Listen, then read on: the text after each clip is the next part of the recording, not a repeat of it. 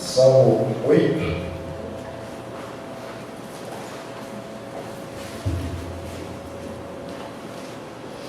A pregação tem como título: Quem é o homem?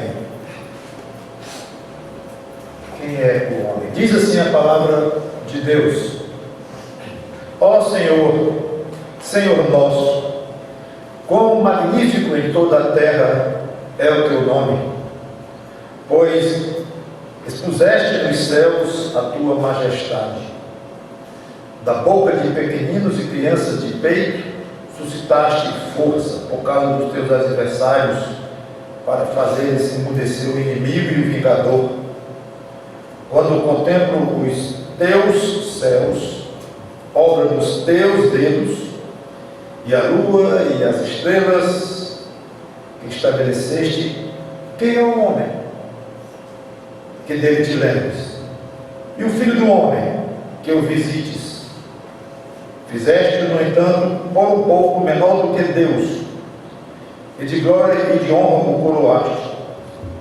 Deste-lhe domínio sobre as obras da tua mão, e sobre seus pés tudo lhe puseste: ovelhas, bois, todos, e também os animais do campo, as aves do céu e os peixes do mar, e tudo que percorre as sendas dos mares.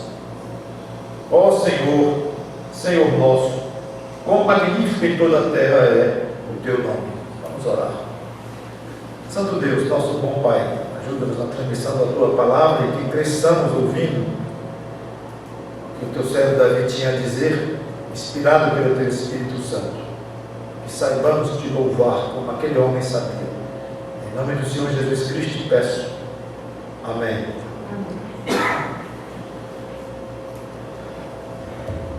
Davi começa vibrando com uma exclamação do tamanho do poder de Deus na terra, na natureza, como ele se revela através da natureza. Usa dois nomes para Deus: primeiro, Senhor, Jeová, e o segundo, Adonai, que significa dono, proprietário ou Senhor. Dois nomes para Deus, é interessante isso. Dizendo que o universo é como um porta-voz da majestade de Deus.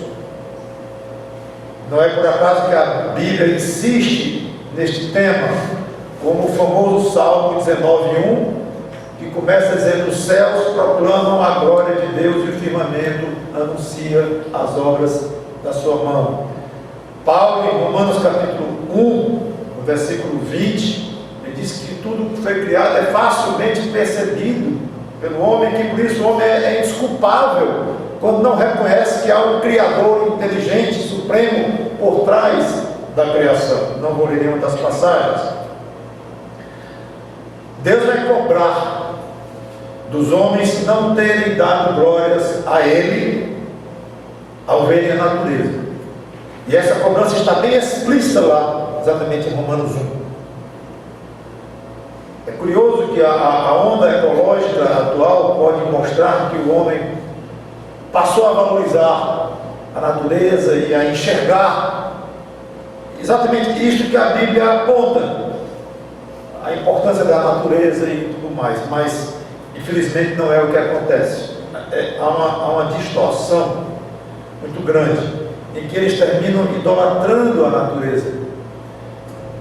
Aliás, o diabo é perito nisso. Ele faz com que as pessoas muitas vezes falem em Deus, falem no Criador, mas exageram por outro lado. Então, o homem valorizar a natureza, reconhecer que é importante fazer um reflorestamento responsável, e você respeitar uma árvore, isso é bom. Isso mostra uma certa valorização a algo que para Deus tem muito valor, porque é dele. Ele criou. Então, aparentemente, pode ser uma coisa até bonita, esta onda verde.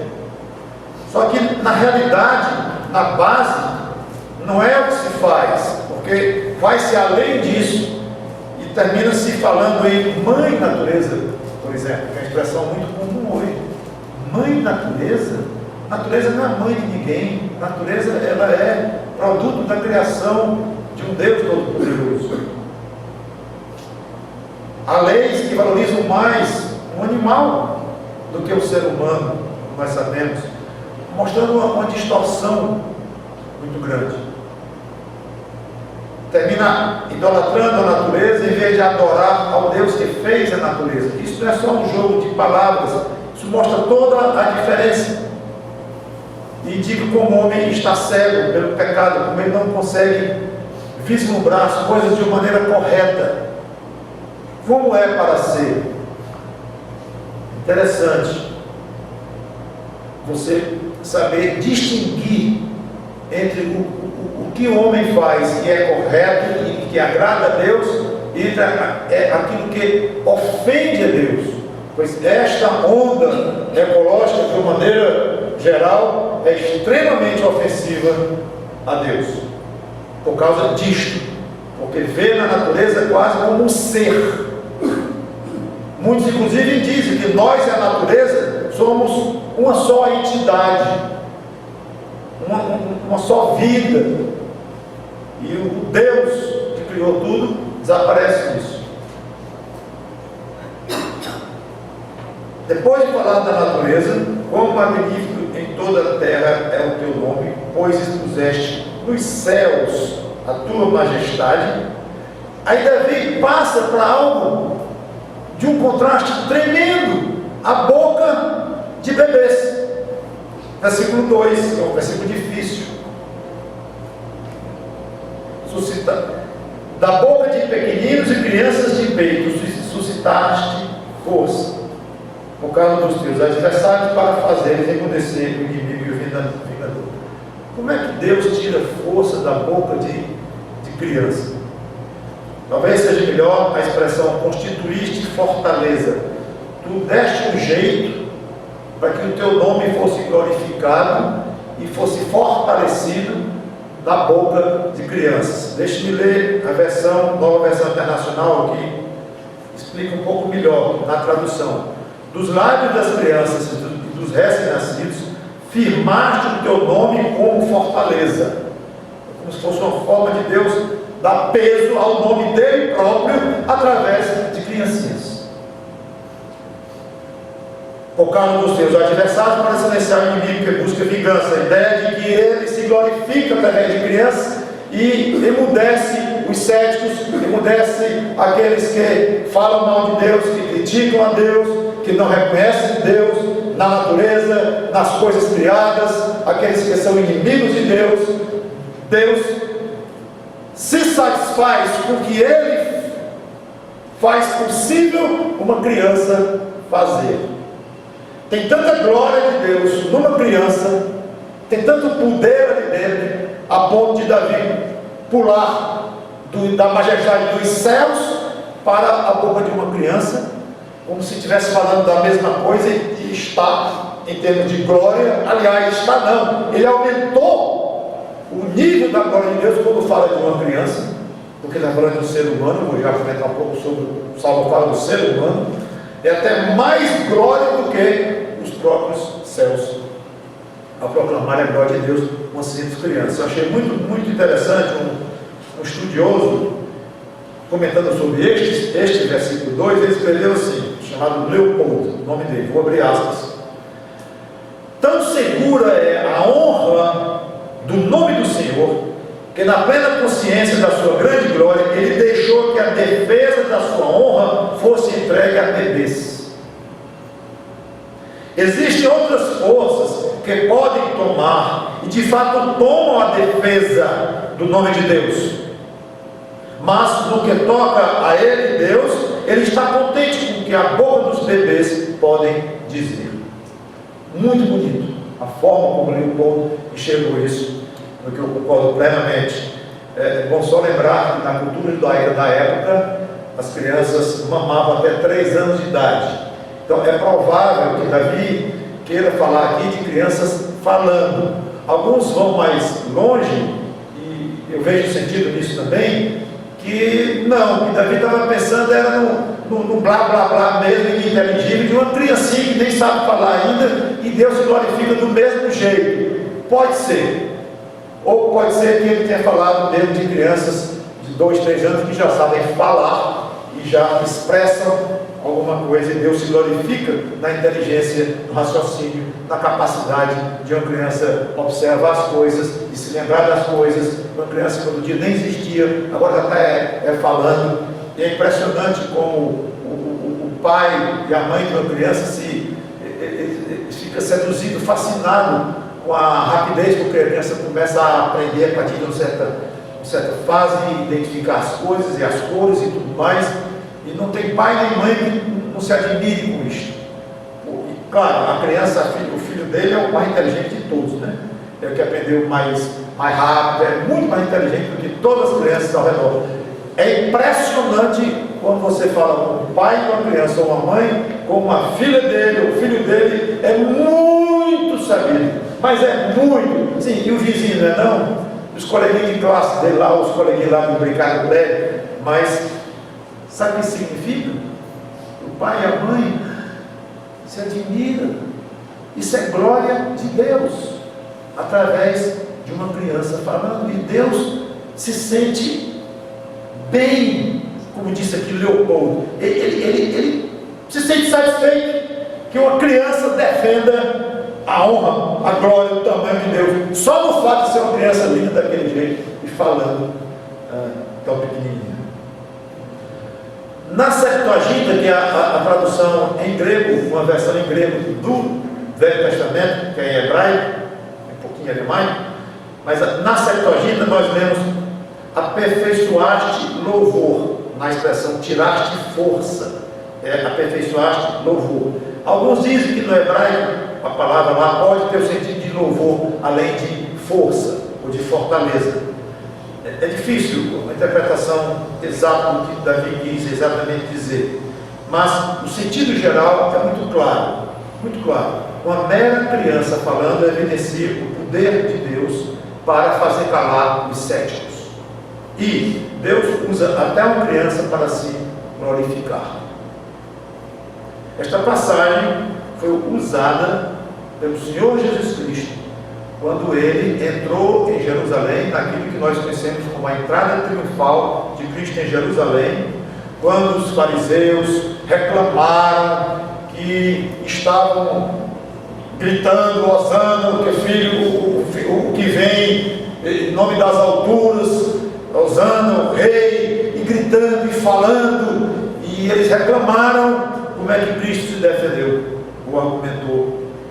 Ele disse: vocês não leram não? Que da boca de pequeninos Deus tira perfeito louvor. Aí ele colocou a palavra louvor em vez de fortaleza. Mas é curioso que aquela passagem citada, que é esta de Salmo 8:2, ela se refere a Deus. A Deus. Quando a criança fala, que Davi diz aqui, é uma forma de glorificar a Deus. Aí Jesus aplica para ele. Está acontecendo aqui o que Davi disse lá. Vocês não leram não? Lá em Salmo. Está acontecendo comigo. Neste momento, crianças cantando aqui, para mim, estão suscitando louvor a Deus. Então ele se identifica como o Messias de Israel e como Deus de Israel.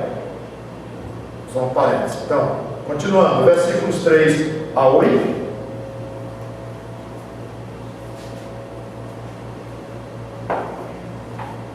Quando contemplo os teus céus, obra dos teus dedos, e a lua e as estrelas que estabeleceste, quem é o homem que dele te lembres, e o filho do homem que o visites? Fizeste, no entanto, por um pouco menor do que Deus, e da glória e de honra, e o coroaste. Deste-lhe domínio sobre as obras da tua mão, e sobre seus pés tudo lhe pudeste. Ovelhas e bois, todos, e também os animais do campo, as aves do céu, e os peixes do mar, e tudo que percorre as sendas dos mares. Alguém comentou: Davi não falou do sol, que é muito mais brilhante do que a lua ou as estrelas. Aí alguém comentou: ele devia estar fazendo um passeio noturno, uma bela lua cheia, e viu a lua e as estrelas e se encantou com o que viu. Pode ser, é só uma observação curiosa, não é obrigado a ter feito isso. Mas é interessante o detalhe da observação. O fato é que, olhando para o sol, olhando para a lua, olhando para as estrelas, o fascínio é o mesmo, a maravilha do que nós vemos criado por aí é fantástico, e isso impressionou a Davi quando ele olhou, talvez para si mesmo, para as pessoas perto dele, e disse: o que nós somos, hein? Perto disso. 1,70 m de altura, 1,50 m alguns, 1,80 m outros. O que nós somos? Os grãos, comparado com o lua, estrela, com o sol, tudo é isso que ele se admira. O homem quase que desaparece fisicamente. Só que isso não significa que o homem é insignificante. É o que Davi observa aqui. Ao contrário, apesar de tão pequeno, fisicamente o homem é a obra-prima da criação de Deus. Ele exalta aqui. E por pura graça, Deus está altamente interessado no homem, no ser humano. Somos um pingo perto desses astros todos, mas nós somos bastante diferentes, especiais aos olhos de Deus. E ele colocou algumas características que enobrecem o homem. Por um pouco menor do que Deus. O que significa isso? A forma dele dizer como foi feito a imagem e semelhança de Deus. E a melhor definição de o homem ser feito a imagem e semelhança de Deus é que o homem tem atributos que pertencem a Deus, claro, guardadas as proporções, mas o raciocínio, a consciência, a noção de autoexistência e muitos outros atributos que Deus tem, ou características que Deus tem, que Ele colocou em nós. Ele honrou o ser humano em dar para eles características dele próprio, Deus, coisa que Ele não fez com as pedras, com os seres inanimados, com os vegetais, nem com os bichos ou animais, seres vivos, mas que não tem raciocínio. Deu um pouquinho que nós chamamos de instinto para os animais. Eles fazem coisas impressionantes. Quer dizer que Deus já colocou ali um chip, embutido na mente dos animais, cada um de acordo com a sua espécie, de fazerem coisas incríveis, que até hoje os homens não cansam de fazer filmes, e filmes cada vez mais bonitos, nos Blu-rays, nos 3Ds, de abelhas, de borboletas, de pássaros, os movimentos migratórios de aves, coisas que ninguém entende como é que pode ser tão perfeito, tão bem feito. Deus colocou na mentezinha, no cérebrozinho desses animais, os cérebrozões, o leão, o elefante, mas a capacidade de raciocinar e essa noção de consciência, de autoexistência, Ele não deu a nós. E Davi então se admira: puxa, nós somos tão pequeninos, mas fomos feitos um pouco menor do que Deus. De glória e de honra o coroaste. Claro, ao dar a eles uma existência tão nobre, domínio sobre a criação, a inteligência do homem permite ao homem dominar animais muito mais fortes. E é porque esse domínio nós não temos nem ideia do que era na época de Adão e Eva, antes deles pecarem. Nós não temos ideia. Entendo eu que Adão falava e o leão via até onde ele estava, dava ordens, dominava, mandava mesmo. Ainda hoje se vê resquícios disso, que vemos animais domesticados que obedecem até certo ponto, certos animais, as ordens dos seus domadores, e o homem consegue dominar muitos dos animais usando a inteligência e uma força que o homem sabe, criado pela ciência, de bala, tiro e drogas que deixam os animais fora do ar, coisa desse tipo. Mas, claro, você vê um leão sozinho, você e o leão, você não vai tentar dominar esse leão, não, você não vai conseguir, você vai virar pó, muito antes de contar até 10. Então, cadê o domínio? Foi estragado, ele foi distorcido por causa do pecado. Mas Deus deu, leia Gênesis, antes do pecado entrar no mundo, um poder tremendo para o homem dominar os animais e a natureza até certo ponto. Então observe os privilégios que Deus deu à raça humana. É o que Davi observa aqui. E aí está a importância, a dignidade do ser humano, é ter sido distinguido por Deus desta forma. Então a importância do ser humano não é intrínseca a ele próprio. E isso é fácil de distorcer. E tem pessoas, escritores, pregadores, que distorcem isso. Alguns que querem cativar mais audiência, mais ouvintes, e que então pendem para o lado do humanismo. E a filosofia de engrandecer o homem por ele mesmo, pelo que ele é. Pelo que ele é. Então é dar uma importância intrínseca ao ser humano, que ele não tem. A importância do ser humano, que tem, mas é pelo fato de ter sido distinguido pela graça de Deus, de ter recebido tanto poder, e tanta inteligência, e tanta capacidade. Então você pode falar na importância do homem, no valor do ser humano, pode e deve. A alma de um homem, qual é o valor dela? Como é que Cristo avaliou o preço de um ser humano? Mais do que o mundo inteiro. Então é evidente que é importante o ser humano, que é valioso o ser humano. Mas a sutileza disso, isso é sutil, é que a importância dele está debaixo da graça que ele recebeu de Deus ao lhe dar tanto poder e tantas características. Juntamente com a importância que devemos dar ao ser humano, vem a dignidade de um ser humano. Dignidade de qualquer ser humano. Um dos motivos é este. Foi feito um pouco menor do que Deus. Foi coroado com honra, com glória, pelo próprio Deus. Então ele tem dignidade, muito maior do que nós pensamos, qualquer ser humano. E às vezes nós fazemos o contrário, não damos muito valor ao ser humano. Tudo bem, você vai até querer justificar, mas tem tanta gente no mundo, trânsito assim, gente, cada carro que está ali não está nem sozinho, não, tem um camarada dentro, né? Tem alguém dentro, gente. Aí você vai numa loja cheia de gente, aí vai no outro local cheio de gente, vai no aeroporto, cheio de gente, rodoviária, entupida de gente, cansa de ver tanta gente, e cada vez mais o mundo explode de gente, e vai ficando cansado de ver tanta gente. E pior, essa gente toda é violenta.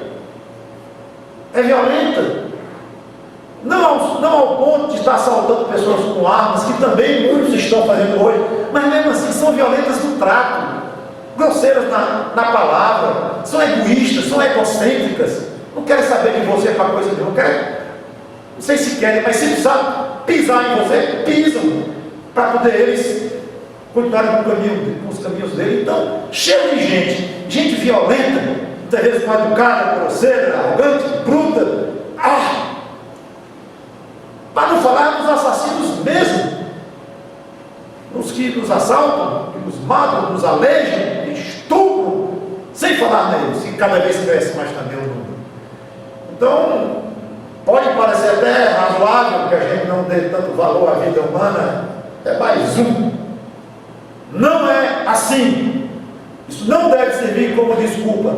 Não é razoável, não, biblicamente falando. A nossa visão tem que ser igual à visão de Deus.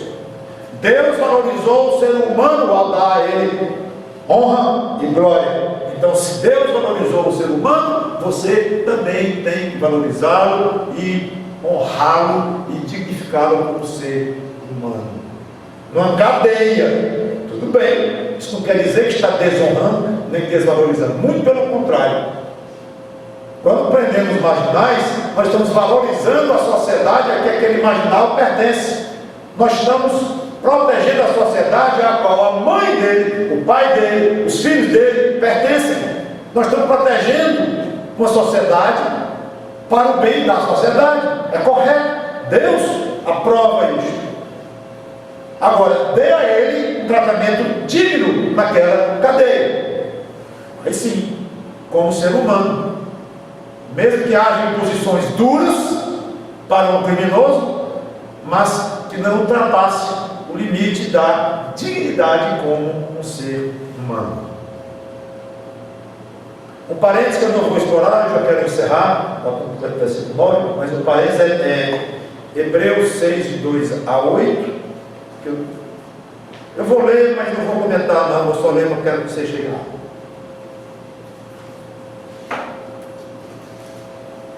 Isso aqui daria um estudo bem mais profundo, mas eu quero só tocar aqui. Hebreus 2, 6 a 8, o autor aplica diretamente esta passagem para a pessoa do Senhor Jesus Cristo, a ponto da gente achar que deu errado lá em Salmo, quando Davi falava da humanidade, e Hebreus fala de Jesus Cristo, a mesma passagem. Ué, então é a humanidade ou Jesus Cristo? Hebreus 2, de 6 a 8. Antes, alguém em certo lugar, está falando aqui de Cristo, é o contexto claríssimo. Alguém em certo lugar deu pleno testemunho, dizendo: quem é o homem que dele te lembres? O filho do homem que eu visites? Eu não expliquei essas perguntas aqui, lá em Salmo 8, mas é a forma de Davi reconhecer a pequenez do homem. Ele é tão pequeno que não é nem digno de venha visitá-lo, nem presta atenção a ele. Mesmo assim, o coroaste. Então, fizeste como um pouco menor que os anjos, de glória e de honra o coroaste, e o constituíste sobre as obras das suas mãos. Todas as coisas sujeitaste debaixo dos seus pés. Ora, agora ele para de citar o Salmo, o autor de Hebreus, e agora ele vai falar as palavras dele, ele vai retomar as suas próprias palavras. Ora, desde que lhe sujeitou a quem? A Cristo, todas as coisas, nada deixou fora do seu domínio. Domínio de quem? De Cristo. Agora, porém, não vemos todas as coisas a Ele. Ele quem? Cristo, sujeitos. Então, o que acontece aqui? De uma maneira muito rápida, ele evidencia a perfeita identificação de Jesus Cristo com a humanidade quando ele se tornou homem. Ele concentra em Jesus Cristo o que é da humanidade inteira, que de fato é, mas que foi perdida grande parte daquilo, como já comentei, que Deus honrou o homem. E Cristo, como homem, assumiu uma humanidade tão perfeita que um salmo que foi feito por Davi para falar dos homens da raça humana é perfeitamente aplicável a Cristo. Não só perfeitamente aplicável, mas ela tem de ser aplicável a Ele antes para que seja aplicável a nós depois. Ou seja, só através de Cristo o homem recupera toda aquela glória, aquela honra que originalmente Deus deu para a humanidade. É exatamente isso que ele está fazendo aqui. A humanidade perdeu a oportunidade, aquela graça que Deus deu sobre ela. Cristo recuperou. Então ele pode resgatar a possibilidade de cada ser humano se encaixar perfeitamente em toda aquela honra, toda aquela glória que Deus deu. Fecha o parênteses, vou voltar para o versículo 9 e encerro. Diz assim o versículo 9: ó Senhor, Senhor nosso, quão magnífico em toda a terra é o teu nome. Esse versículo lhe chamou a atenção de alguma forma?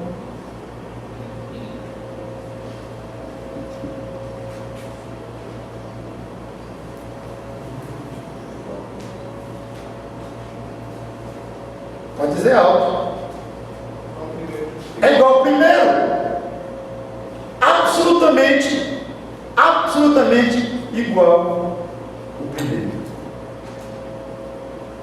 É como se no primeiro ele dissesse assim: eu vou provar quão maravilhoso, magnífico em toda a terra é o teu nome. Vou provar, no versículo primeiro. Aí ele fala. Aí lá no último ele disse: provei quão magnífico em toda a terra é o teu nome. É o CQD de Davi. Alguém sabe o que é CQD? Como queremos demonstrar? O cara está rindo ali, porque no curso de engenharia nós vemos muito isso. CQD. O Hélio deve ter visto também nas matemáticas. Na hora de demonstrar algum teorema, alguma coisa assim, antes o matemático, o físico, ele enuncia o que vai mostrar. Aí ele passa a fazer a demonstração. No fim, estilo nossos livros. Na época eu fazia faculdade com ele. Aí no fim tinha C.Q.D. CQD. É a expressão técnica que mostra como queríamos demonstrar. Para mim, esse último versículo de Davi é o CQD. Ele demonstrou o que se propôs a fazer no versículo 1. Eu vou mostrar para vocês. Aí fala, no fim diz: eu não disse? Eu não falei? Olha que maravilha, criança, a boca de uma criança como tira louvor a Deus, olha a lua, olha as estrelas, olha que coisa linda o céu, olha que o homem, que é por um lado, ele é insignificante, nem digno de que Deus olhe para ele tão pequeno, ao mesmo tempo esse homem é maravilhoso na glória e na honra que Deus deu a ele. Que coisa fantástica! Ah, Senhor, eu demonstrei. Fica então um desafio que eu quero deixar conosco: não olhar para a natureza com indiferença. Eu tenho um amigo, irmão em Cristo, pastor, muito engraçado ele, que eu não estou acreditando muito nesse que ele diz. O meu pai é louco pela lua, e os filhos dele, de maneira geral, são, porque aprenderam a achar a lua linda. Eu acho a lua linda, a lua cheia e tal. E um dia eu fui dizer ao lado desse pastor amigo que eu gostava muito da lua, de ver a lua linda, ele está isso para mim igual a lua num poste. Falei assim para ele: a lua cheia é igual um poste, uma luz no globo do poste, igualzinho. Na época, quase que eu nada. Achei engraçadíssimo. Gosto muito dele. Ainda acho que é a brincadeira dele. Eu me recuso a acreditar que alguém que é crente em Jesus Cristo, Filho de Deus, olha para uma lua cheia e acha que dá um poste. Paciência. Bom, seja como for, não seja como esse irmãozinho, que vai ficar no desconhecimento de vocês quem é. Tenho muito carinho por ele. Mas não olhe com indiferença para as coisas da natureza, como se algo está lá porque está. Não é. Aprenda a ver as coisas, não como um gato vê, um boi vê, um calango vê. Você não é boi, nem é gato, nem é calango. Você tem um raciocínio dentro, você tem a capacidade de ver a beleza de Deus nas coisas. Pois veja, você é um privilegiado que em Cristo, como crente em você já recuperou esta honra, esta glória com a qual Deus deu aos seres humanos. Perderam não é, mas nós já ganhamos em Cristo. Deixa eu dizer de outra forma, nós ganhamos de volta em Cristo. Claro, vamos ver essa beleza toda e vamos curtir essa própria glória como filhos de Deus na hora certa, quando estivermos com Cristo, quando chegar o momento correto, recebermos corpos qualificados e tudo mais. Mas paciência. Já temos muita capacidade que o Espírito Santo que habita em nós nos dá de reconhecer belezas naturais que Deus fez e criou. Então aprenda a admirar as coisas de Deus. Agora, um artista, ele vai ver um pôr do sol e talvez pintar um buqueiro, uma praia, de maneira muito bonita que você não sabe nem rabiscar, nem eu. mas um artista sabe, aquele artista pode não ter nada a ver com Deus. Ele é sensível e ele acha belo e reproduz aquilo. Ótimo, mas é uma pena. Então eu proponho que o crente, ele, além de desenvolver mesmo no exercício de contemplar, de ver a beleza das coisas de Deus, não só vê e acha bonito como o artista sem Deus, vê, acha bonito, até pinta ou desenha, tira uma bela foto, mas ele não associa aquilo com algo maior. Então o crente deve utilizar a beleza da natureza como uma ponte para adorar a Deus. Não é ficar extasiado com a lua em si, mas vendo a lua, dizer, imaginem o Deus desta lua, o Deus que criou, ó Senhor, quão magnífico é o teu nome. Aí vem o que Davi fez. Davi transbordou de vontade de glorificar a Deus. É aí que eu falo, você não só não é um gato que olha para a natureza e não acha muita coisa, ele só fica vendo os insetinhos para ele comer, né? E viver o instintozinho dele, é o que ele vê da natureza, é isso aí. Ele acha lindo um lugar cheio de mosca, o gato, porque é lá, é um prato cheio para ele, mas é só aquilo ali mesmo. Mas nós, além do poder de ver a beleza como o artista vê, mas nós temos que ir muito mais, estamos desperdiçando momentos maravilhosos com o nosso Deus, em olhar para as coisas, valorizar e dar graças a Deus por isso, que nós fiquemos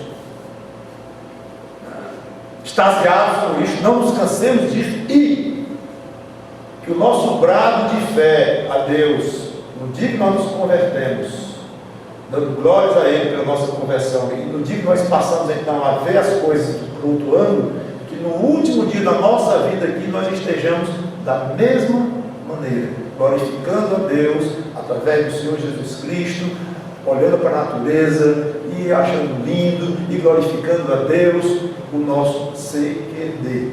Que a nossa vida seja de uma maneira tal que nós vamos demonstrar ao longo da vida o que nós dissemos desde o começo da nossa conversão.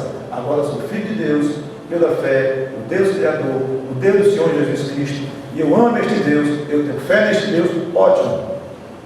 Pois espero que você esteja vivendo de uma maneira tal que a sua própria vida seja uma manifestação de louvor e de glória a esse Deus. Aí quando você der o último suspiro, você pode dizer, como eu queria demonstrar.